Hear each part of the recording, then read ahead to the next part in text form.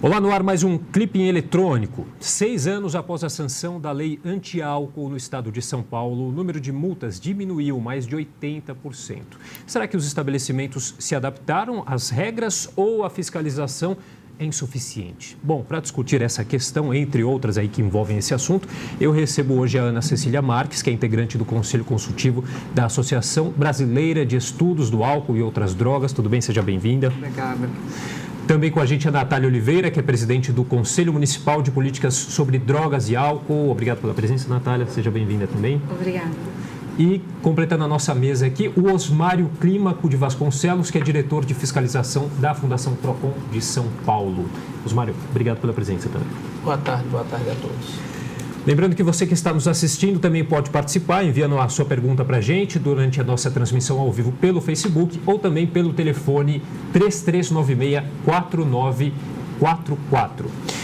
Bom, a gente está falando aí da lei 14.000, deixa eu pegar aqui, eu estava com o número aqui. 14.592, de 19 de outubro de 2011, né, conhecida como a Lei Anti-Álcool para Menores. Essa lei ela proíbe a venda ou que se ofereça ou permita o consumo de bebidas alcoólicas para menores. É um assunto que a gente vai tratar, mas antes para a gente começar, eu queria começar aqui pela Ana Cecília Marques, explicando para a gente um pouquinho como que é esse trabalho desenvolvido pelo Conselho Consultivo da Associação Brasileira de Estudos do Álcool e Outras Drogas. Então, a BEAD é uma associação sem fins lucrativos, composta por profissionais de todas as áreas que se interessem pelo tema, e a única função da BEAD é prevenção por meio da demonstração, dos seus congressos, dos seus encontros, das evidências científicas na área.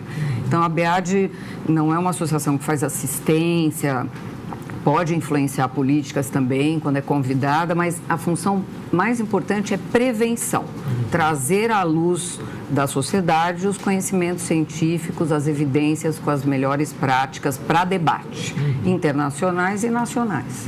Natália, explica para a gente um pouquinho também o papel aí do Conselho Municipal de Políticas sobre Drogas e Álcool. Tá. O Conselho Municipal da cidade de São Paulo, ele é um conselho que existe há 15 anos. Ele é composto pelo Poder Executivo, pelo Poder Legislativo, conselhos de classe e organizações convidadas da sociedade civil. Eu sou presidente do Conselho Municipal daqui da cidade, representando a sociedade civil, e a gente sabe que temos a responsabilidade de organizar entre amplos setores, não só dentro do Conselho, mas junto ao Ministério Público e ao Executivo, as fiscalizações nos bares da cidade, principalmente nos lugares que foram denunciados. Acontece que o nosso conselho ele não tem estrutura para fazer essas fiscalizações. Já solicitei, inclusive, oficialmente para o Executivo da cidade de São Paulo, estrutura para a gente pensar uma ação dirigida para isso e não obtivemos resposta sobre isso até o momento. Inclusive, a gente tem respondido aos ofícios do Ministério Público e esperamos que o Ministério Público consiga mediar junto ao Executivo, enfim, essa força-tarefa para a gente fazer as fiscalizações, em especial onde a gente já recebeu denúncia, tem a ver com os bares ali da região da Augusta, na cidade de São Paulo, que, para quem não sabe, é uma região que tem uma concentração de bares e baladas e tem muitos jovens no período de quarta a domingo. Tá, eu queria pedir também para o Osmário explicar um pouquinho para a gente como que o PROCON aqui de São Paulo atua especificamente nessa questão da lei anti-álcool. O PROCON, através dessa lei, tem a competência para fazer a fiscalização, também juntamente com o Centro de Vigilância Sanitária da Secretaria de Saúde do Estado. Né? Nós recebemos denúncias e fazemos fiscalizações também, como temos fiscalizações que já são programadas para o mês inteiro. E o PROCON tem feito bastante fiscalizações e o PROCON entende que essa é uma das leis que, juntamente com a lei antifumo, que deram resultados, que tem caído bastante a quantidade de infrações. O PROCON tem autuado menos porque realmente é uma das leis que nós entendemos que pegou. Mas a gente ainda vê muitas reclamações em relação a essa questão, né? Como eu falei aí no começo do programa, o número de multas diminuiu mais de 80%. Houve aí uma queda também de 39,3% nas ações da vigilância sanitária aí de 2012 para 2017. O que acontece? Eu queria ouvir um pouquinho de cada um agora. A gente avançou nessa questão ou temos aí um problema de fiscalização? Na minha opinião, né, eu não acredito que tenha um problema de fiscalização unicamente, né? Do ponto de vista de uma política de sucesso, uma lei só não basta, né? Uma política de drogas, de álcool, no caso, envolve prevenção, envolve assistência adequada, baseada em boas práticas, e também controle da oferta, que essa lei se direciona para isso, controlar a oferta de álcool para menores. Então, eu não acho que é só a fiscalização que diminuiu, multa diminuiu, não acho. Acho que tem uma rotina, como o colega falou aí, mensal e também espontânea, quando há demanda, mas faltam as outras políticas serem implementadas para que a política inteira faça diferença. Uma lei sozinha não é a política de álcool de lugar nenhum do planeta. Né? Vocês compartilham da mesma opinião, Ana Cecília? Claro.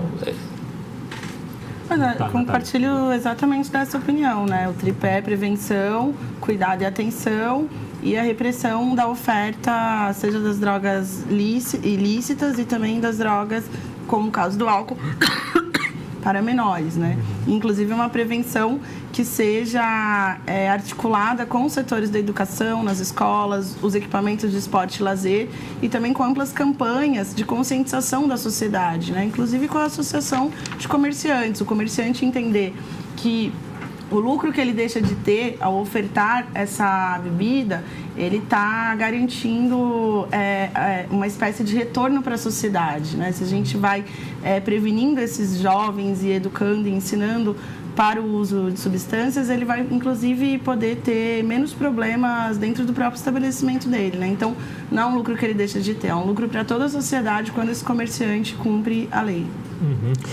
Osmário. Esses números que você passou é da vigilância sanitária, no fundo do PROCON, né? Sim. Até 2014, o PROCON recebia a remuneração dos agentes nos horários extras pela vigilância sanitária, Secretaria de Saúde.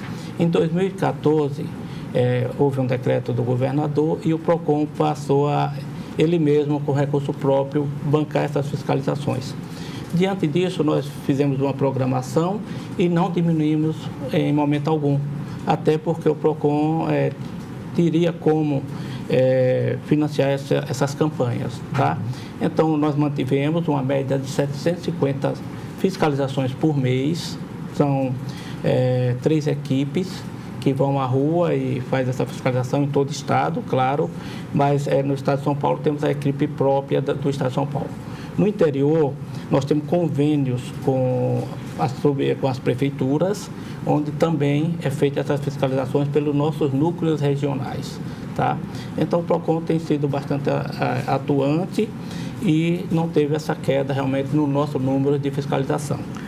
Houve uma redução realmente nos autos de infração e isso para nós é positivo porque os comerciantes se adaptaram à lei e realmente houve uma diminuição sensível.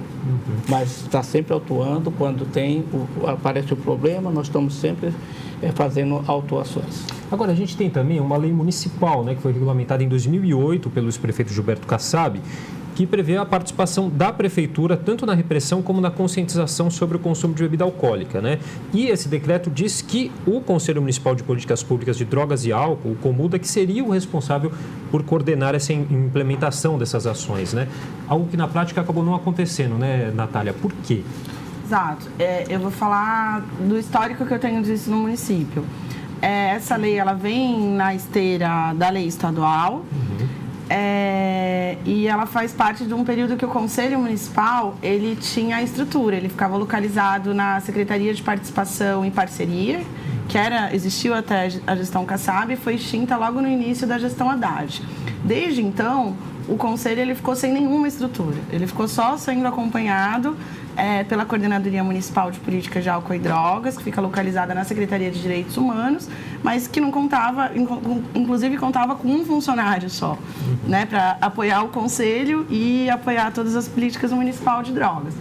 Nessa troca de gestão, inclusive, a Coordenadoria Municipal de Política de Drogas e Álcool da cidade, na troca do Haddad para o Dória, deixa, inclusive, de acompanhar o Conselho. Hoje, o Conselho, ele acontece na cidade de maneira voluntária, principalmente a partir das iniciativas da sociedade civil. Até o ano passado, o Poder Executivo nem comparecia nas reuniões e, de fato, estabelecer qualquer parceria para ações que são propositivas ficou difícil, né? Então o conselho ele ficou muito mais sendo demandado pela necessidade de fiscalizar as violações que estavam acontecendo nas políticas de drogas e no âmbito, inclusive, do território da Cracolândia e na mudança do programa de braços abertos para a redenção, do que de fato conseguir pensar campanhas que fossem propositivas. O que a gente está pensando para esse ano é aproveitar das redes sociais, aproveitar que a gente tem um bom acesso na nossa página e que a gente sabe que a sociedade também se informa bastante, hoje é uma realidade esse meio.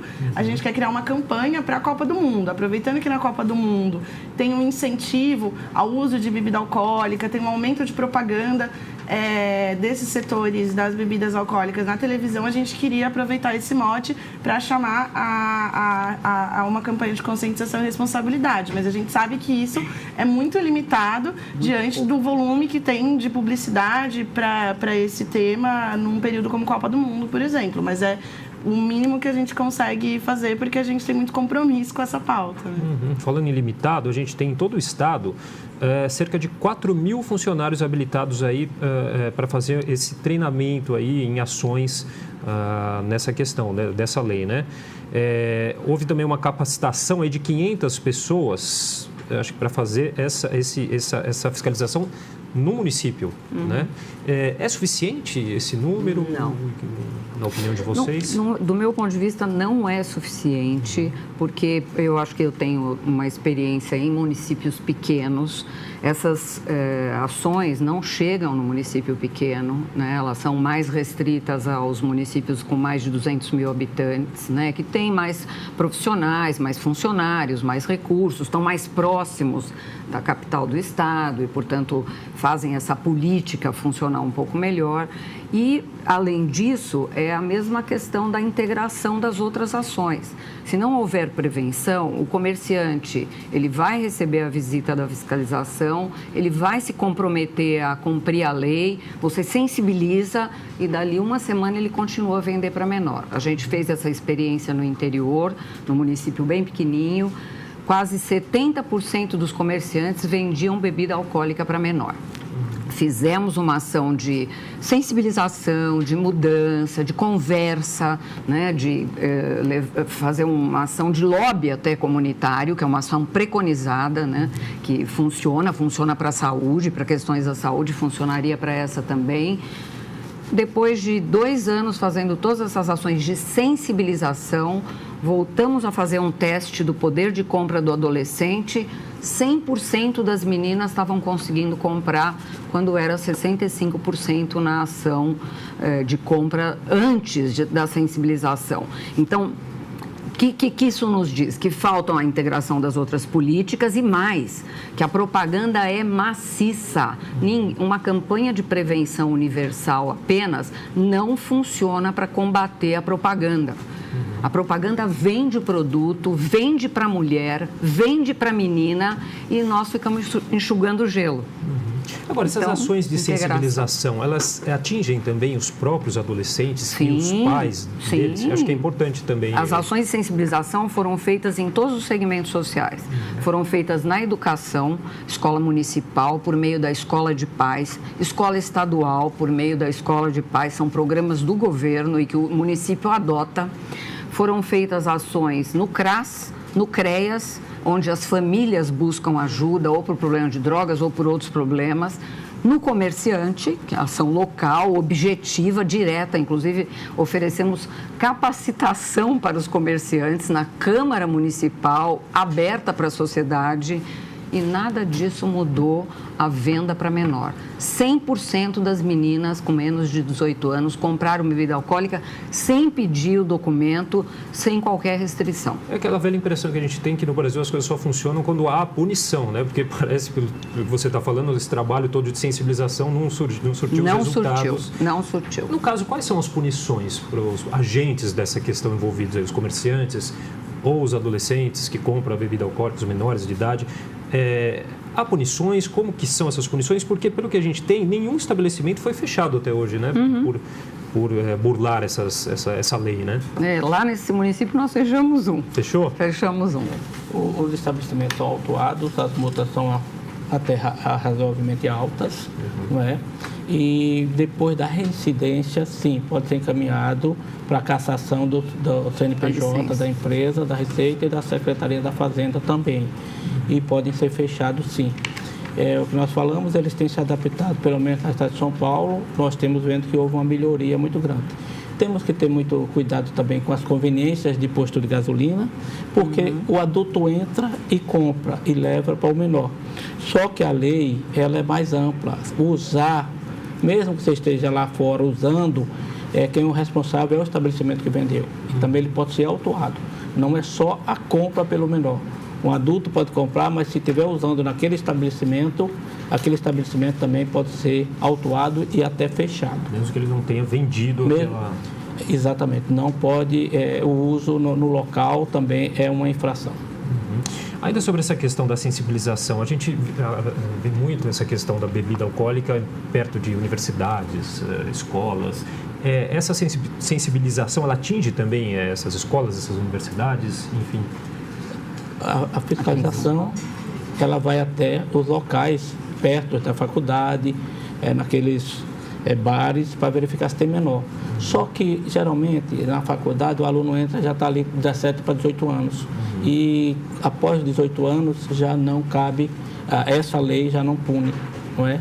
Que poderia ser isso estendido, no meu entendimento, até 20 e poucos anos. Deveria, o jovem, né? Com 18 anos, é muito ainda... adolescente, ele ainda está aprendendo um pouco da vida e está entrando numa faculdade, ele está deslumbrado e ali é um momento muito perigoso para o álcool é entrada para outras drogas em alguns casos. Opa! Indo nessa esteira sobre as punições, a gente deveria fazer um exercício de pensar isso numa macroestrutura. Eu concordo que ficar fiscalizando...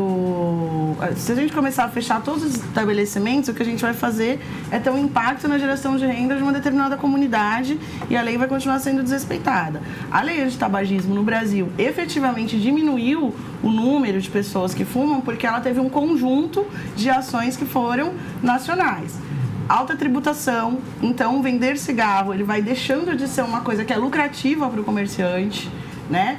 Uma campanha maciça por parte do Ministério da Saúde de conscientização em relação ao tabagismo e a proibição dessas propagandas incentivando o consumo de tabagismo, principalmente pelos principais veículos de comunicação, que é a mídia, a televisão e a mídia impressa. Agora, num país que tem o lobby feito por parte dos setores privados, de financiamento de campanha, eu quero saber quem que é a bancada de deputados e deputadas que vai ter a coragem de ir contra os interesses do seu próprio financiador.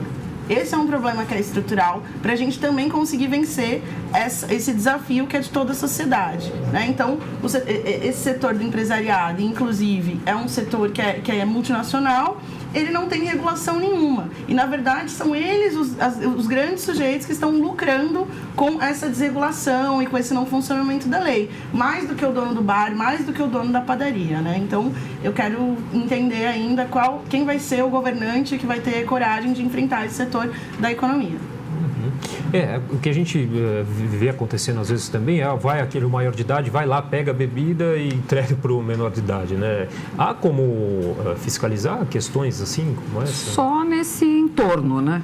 Só no entorno do bar, né? A lei prevê isso como já foi dito, mas fora isso não. Se ele levar para mais longe, um pouquinho mais longe... E além disso, a fiscalização do PROCON e da vigilância sanitária, ela não pode chegar no adolescente, na pessoa que está usando. Essa responsabilidade é passada para o dono do estabelecimento comercial. Nós não temos esse poder de chegar na pessoa e perguntar a idade dela, coisas desse tipo. Isso é tudo feito pelo estabelecimento comercial, que deve sim pedir o documento do jovem quando vai comprar. Isso está na lei, ele deve fazer. Isso é um dos motivos de autuação também do empresário que coloca esse produto à venda. Né? A nós não cabe. Agora, também tem casos que ele extrapola, que aí vira caso de polícia.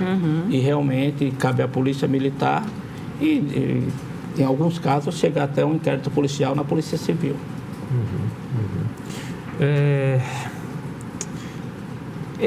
Essa lei, ela funciona só para estabelecimentos comerciais? Não. Vamos pensar o seguinte, estádio, locais que estão tendo algum baile, mas ela não vai dentro da casa da família.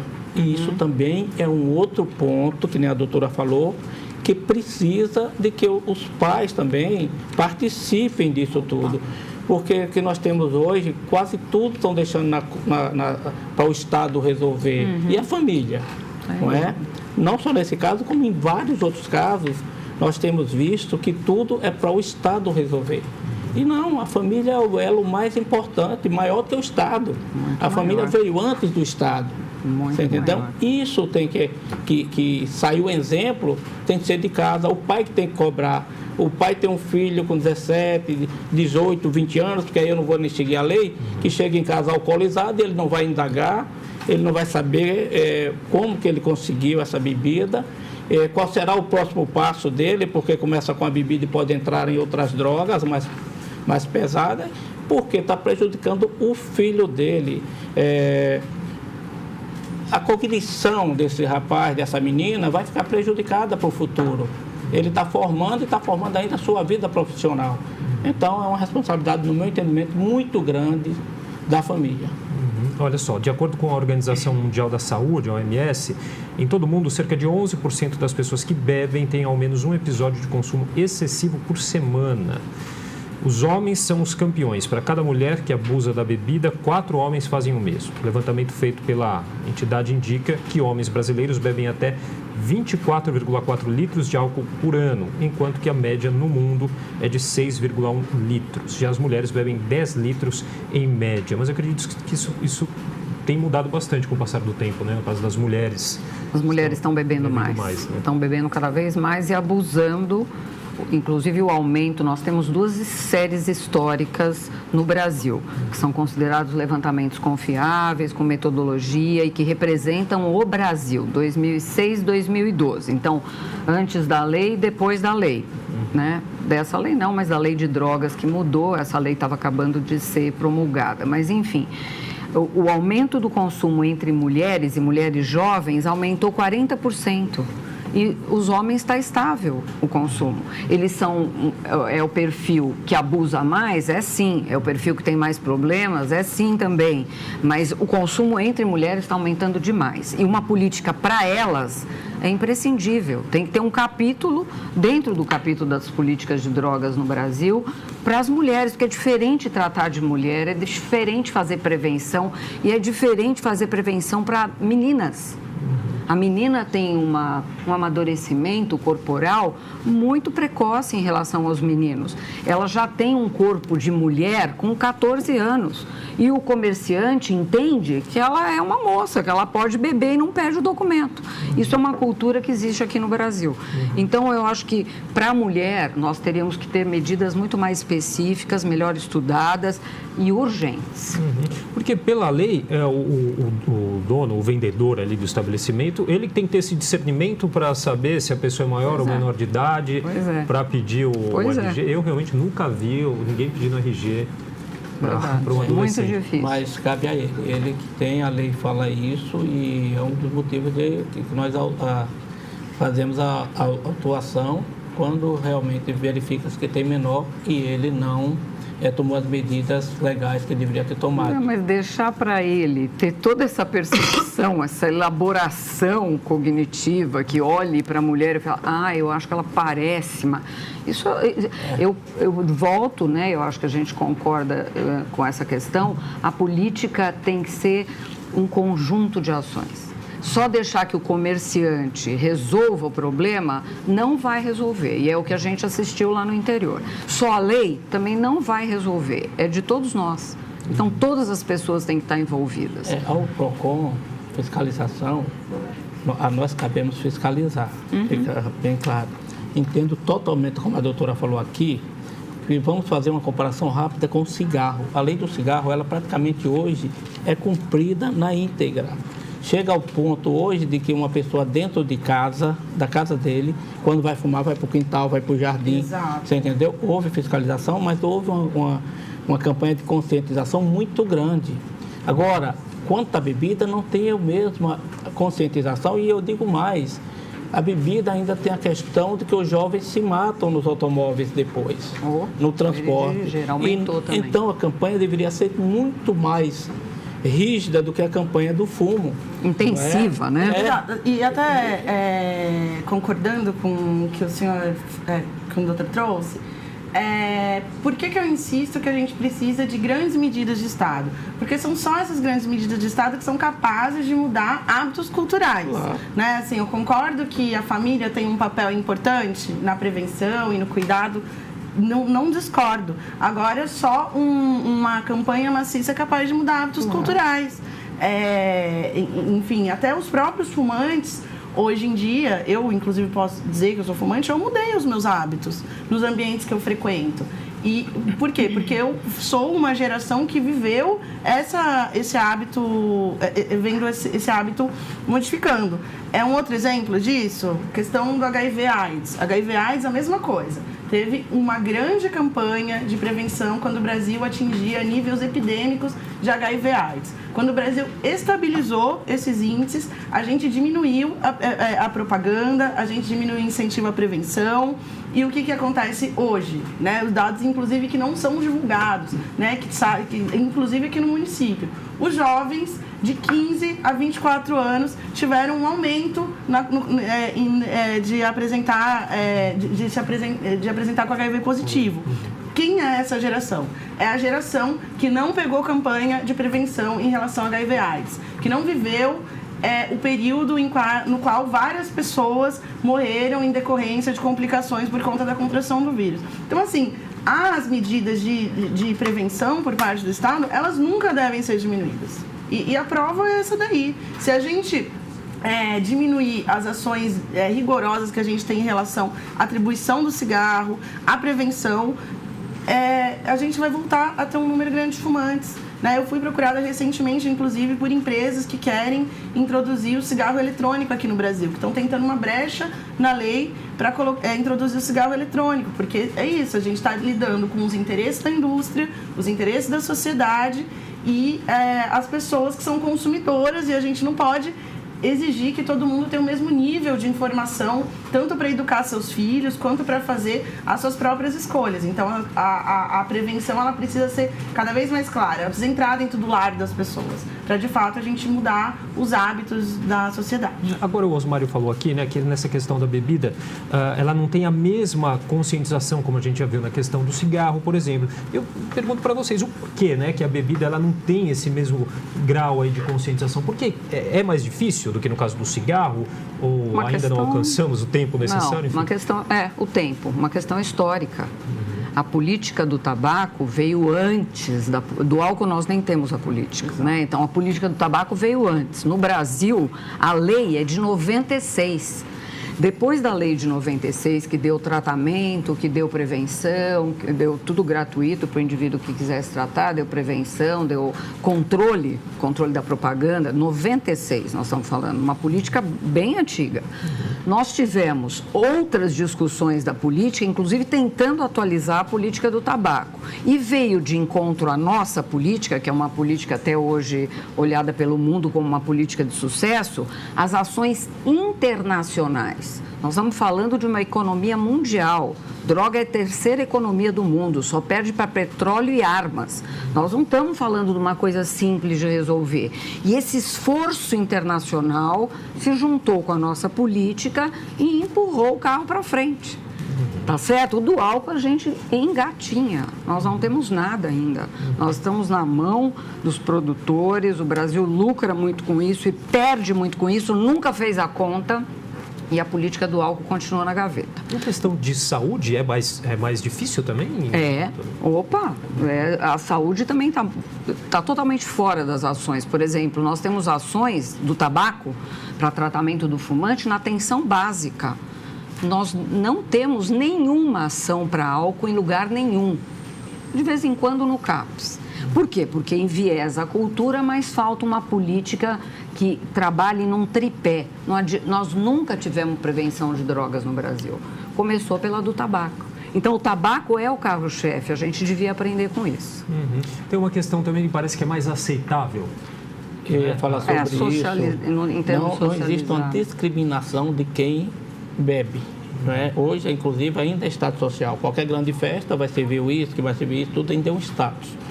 E o cigarro tinha esse status, né? Nos filmes você via os principais atores lá tudo fumando. Hoje é o contrário. E hoje, quem acender um cigarro aqui, praticamente todo mundo vai olhar para ele discriminado. Né? Então, com a bebida não aconteceu o mesmo ainda e seria um caminho, dentro do que as doutoras falaram, de políticas públicas divulgando o que não é bom, que não é uma coisa saudável. Só para acrescentar historicamente, eu acho que a política do tabaco também veio no bojo da descoberta, na década de 90, de todos os estudos que mostravam que tabaco, a nicotina, causava dependência. O mundo ficou indignado com o que a indústria do tabaco fez, escondendo os estudos, inclusive comprando profissionais, cientistas, que falavam a favor de um benefício de quem fumasse. Então, eu acho que tem que olhar para cada droga para a gente pensar qual é a política melhor para cada droga. Não existe uma política única e é um tripé. Não adianta fazer só prevenção, tem que fazer prevenção, tratamento e controle da oferta para que isso dê resultado. A gente tem um número também para as pessoas denunciarem, né? Para fazer as denúncias, que é o 0800 771 3541. Esse tipo de medida também dá resultado? É importante? É importante, mas culturalmente o brasileiro ainda não denuncia, mesmo sendo anônimo. Eu gosto desse ponto que a doutora colocou, de como que as diferentes drogas que a gente tem na sociedade, a gente encara de maneiras diferentes. Quando a gente começa a pensar na legislação sobre tabagismo, as outras substâncias não são entendidas da mesma maneira. Então, primeira coisa, as pessoas ficam muito surpresas quando a gente diz que álcool também é droga, porque está no campo das drogas lícitas. Essa não compreensão de que todas as substâncias, a gente precisa de uma política única de drogas, incluindo as drogas lícitas e as drogas ilícitas, prevendo essa regulamentação, essa tributação e etc., ela é ruim para o desenvolvimento de políticas, porque às vezes a gente tem um grande investimento em programas de prevenção ao uso de algumas drogas ilícitas, não baseado em pesquisas científicas. Na última década, a gente sustentou que no Brasil tinha uma epidemia de crack, o que foi comprovado depois por um estudo nacional da Fiocruz, que nós não temos essa epidemia de crack, e aí a gente fica utilizando investimento público de uma maneira muito mais populista, né, de acordo com o que vai aparecendo na mídia, ao invés de pensar uma política séria envolvendo tripé, prevenção, cuidado, regulamentação, fiscalização e redução da oferta. E, inclusive, no caso das drogas ilícitas, a droga, de fato, é a terceira economia do mundo. E a primeira, ser armas, ela não é uma coisa totalmente não associada. Pelo contrário, ela está diretamente associada. Porque a gente tem um mercado de substâncias que está dentro da ilegalidade que precisa do mercado de armas para garantir o seu comércio, que é o caso do tráfico de drogas ilícitas no Brasil. Então, pensar reformas, inclusive, pensar reformas na política de droga, envolve pensar em como a gente vai fazer o controle de entrada de armas no Brasil. por exemplo, envolve pensar uma política de segurança pública, né? Então, são de fato situações complexas. Ao mesmo tempo que o Estado, não só o brasileiro, mas todos os outros estados, ficam sofrendo a pressão dos interesses desses setores da economia, né? O mercado de armas é o maior lobista que nós temos no mundo para a manutenção de seus interesses, né? Tanto é que a gente não faz mais guerras mundiais, mas a gente tem mais guerras hoje, mais pessoas mortas do que em períodos que a gente estava oficialmente em guerras mundiais. Isso é uma coisa que é importante da gente observar. Queria só acrescentar essa questão do crack. Nós tivemos uma epidemia, sim, constatada por essas séries históricas, né, que foram feitas em 2006 e 2012. Essa foi a época da epidemia do crack. O estudo da Fiocruz foi só em algumas capitais. Eu acho que por isso que mudou essa visão do resultado. Mas nós tivemos uma epidemia de crack, sim, no Brasil. O coordenador dessa pesquisa discorda. A gente sabe que tem uma discordância. É que eu participei dessas séries históricas. Sim, eu concordo, mas o coordenador dessa pesquisa discorda.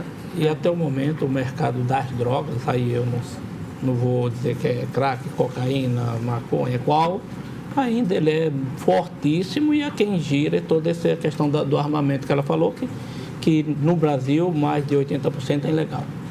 Vocês não acham que poderia haver algum tipo de incentivo também para no caso, os comerciantes, que acabam tendo que fazer esse papel de fiscalização, mas eles não têm nenhum tipo de incentivo, eu acredito né? Não. Né? Eu acho que não. Porque o cara está ali, está querendo vender também, é o negócio dele, né? Mas não para menor, né, Felipe? Eu acho que não, eu acho que não seria incentivo. Eu entendo como era, que seria mais instruções, colocar de maneira que eles vissem que isso não era legal, que eles estariam prejudicando não só a ele como a empresa, como também os jovens. Então seria mais uma questão de esclarecimento. De sensibilização, né? Foi o que nós fizemos 2 anos e o resultado foi muito ruim. Né? Só a sensibilização, infelizmente, não funciona. Olha só, o Estado ele tem 19 inquéritos aí, na verdade, do Ministério Público para investigar, né, essas denúncias feitas aí. Isso na prática tem algum efeito? Eu entendo que o Ministério Público, como falou a doutora, eles poderiam ir mais em cima de quem? Das grandes fornecedores, né, dos fabricantes. Sei lá, colocar no rótulo, como fizeram com a carteira de cigarro, uma coisa mais ostensiva, que a pessoa olhasse e visse que aquilo era prejudicial. Talvez seria um caminho. Eles são no âmbito municipal. Esses inquéritos do Ministério Público, eles são no âmbito municipal. Todos no âmbito municipal? Esses 19 inquéritos. Mas no estadual também tem alguma coisa. Os procuradores, o Ministério Público tem também.